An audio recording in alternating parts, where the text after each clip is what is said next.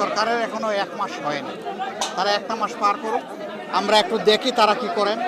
আমরা যে সমস্ত পরামর্শ দিয়েছি সবাই মিলে, বিভিন্ন দল মিলে, সেটা তারা কতটুকু বাস্তবায়ন করে, প্রত্যাশার আলোকে কতটুকু চলে। তবে এটা বুঝতে পারছেন যে 15.5 বছরে সবগুলো সাংবিধানিক প্রতিষ্ঠান ধ্বংস হয়ে গেছে এবং জায়গায় জায়গায় অনেক সমস্যা সৃষ্টি হয়ে আছে।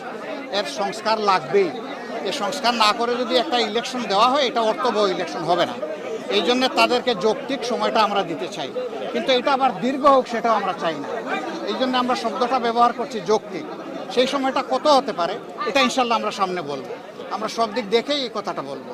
এবার বলছেন যে অনেকে ধারণা করেন যে আমরা তো ইসলামী শাসনের পক্ষে কথা বলি, তো ইসলামী শাসন দেশে কায়েম হলে মানুষের অধিকার খর্ব হবে। আমি দৃঢ়তার সাথে বলছি যে ইসলামী শাসন কায়েম হলেই মানুষ এই দেশের বসবাস করে গর্ববোধ করবে ইনশাআল্লাহ, সকল শ্রেণী পেশা এবং ধর্মবর্ণ। আপনারা ইতিমধ্যে দেখেছেন যে এবারকার এত বড় একটা পরিবর্তন হয়ে গেল।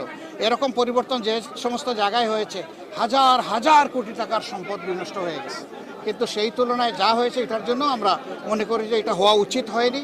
আর যা হয়েছে তা অন্য দেশগুলোর তুলনায় কিছুই হয়নি। এর কারণ কি? এর কারণ সবাই সচেতন ছিল। এর কারণে আমাদের দলের কর্মীরা, মাদ্রাসার ছাত্ররা, বিরোধী দল বিএনপির লোকেরা, এইরকম আরও যারা দেশপ্রেমিক শক্তি আছে, সবাই হাতে লাঠি নিয়ে সব জায়গায় পাহারার জন্য দাঁড়িয়ে গিয়েছিল। এই জন্য দুষ্কৃতিকারীরা দুষ্কর্ম সম্পাদন করতে পারে নাই। তারপরেও শান্তি বিঘ্নিত করার কিছু অপপ্রয়াস চালিয়েছিল। আলহামদুলিল্লাহ আপনাদের সবার জনগণের সম্মিলিত প্রচেষ্টায় সেটাও ভেসে গেছে। তবে হ্যাঁ, এটা ঠিক, ষড়যন্ত্র হয়তো বা থামবে না, কিন্তু ষড়যন্ত্র যে দিক থেকে আসুক, ষড়যন্ত্রকারীদের এটা মনে করতে হবে যে দেশের মানুষ এখন কিন্তু ঘুমিয়ে নেই, এখন জাগিয়ে আছে। সংবিধানের কিছু জায়গায় তো পরিবর্তন লাগবে ভাই।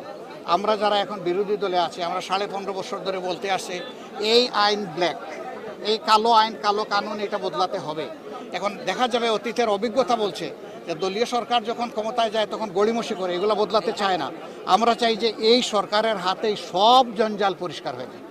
যা দরকার, যতটুকু দরকার একটা সুন্দর সভ্য দেশ গড়ার জন্য আর একটা অর্থবহ গণতান্ত্রিক পদ্ধতি চালু করার জন্য যা দরকার সব করা হোক। আমরা 2 জায়গায় মেসেজ দিয়েছি, বা 3 জায়গায় বলতে পারেন। আমরা জাতির কাছে আহ্বান জানিয়েছি যে এই ধরনের অপকর্ম কেউ যেন না করে, এটাকে আমরা অপকর্ম বলবো। 10 জন দোষীর সাথে একজন নির্দোষ মানুষকেও যদি ইচ্ছাকৃতভাবে হ্যারাস করার জন্য আসামি করা হয়, পুরাটাই দোষী আমরা বলব। আমরা বলেছি এই কাজ কেউ করবে না। আলহামদুলিল্লাহ আমাদের সংগঠনের মামলাগুলো আমরা বলে দিয়েছি যে আমরা সবচেয়ে বড় নির্যাতিত দল, কিন্তু এর মানে এই নয় যে যারে তারে আমরা মামলার আসামি বানাবো। যে সত্যিকারেই মামলার আসামি হওয়া উচিত সে আসামি হবে। আবার হাজার হাজার মামলা দায়ের করব এটা আমাদের ইচ্ছা নেই।